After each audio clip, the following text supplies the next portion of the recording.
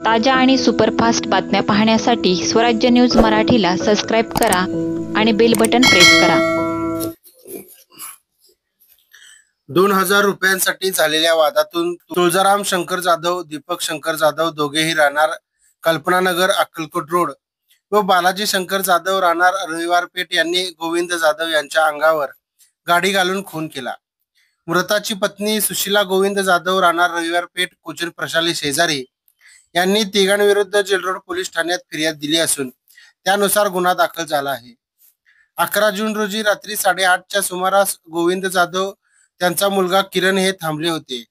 त्यावेळी बालाजी जाधव हा त्या ठिकाणी आला आणि मी व्यवहाराचे पैसे देण्यासाठी कधी तंगवतो असे म्हणून शिवीगाळ करू लागला.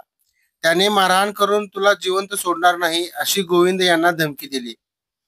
धीर रमेश जाधव त्यांचा मुलगा सागर हे भांडण मिटविण्याचा प्रयत्न करीत असताना बालाजीने त्यांनाही शिवीगाळ केली. फोन करून तुळजाराम जाधव यास बोलावून घेतले.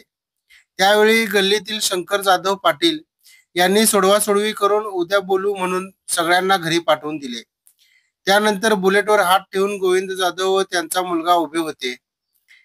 त्यावेळी तुळजाराम व दीपक यांनी पांढऱ्या रंगाची 4 चाकी जोरात चालवून जीवे ठार मारण्याच्या उद्देशाने गोविंद यांच्या अंगावर घातली.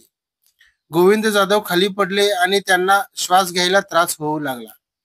तातडीने त्यांना मार्कंडे रुग्णालयात हलविले, पण उपचारापूर्वीच त्यांचा मृत्यू झाल्याचे डॉक्टरांनी सांगितले. त्यावरून तिघांविरुद्ध खुनाचा गुन्हा दाखल झाला असून सहाय्यक पोलीस निरीक्षक ज्योत्स्ना भांबिष्टे तपास करीत आहेत. घटना घडल्यानंतर ते तिघेही फरार झाले असून जुडबावी पेठ पोलिसांची 4 पथके त्यांचा शोध घेत आहेत.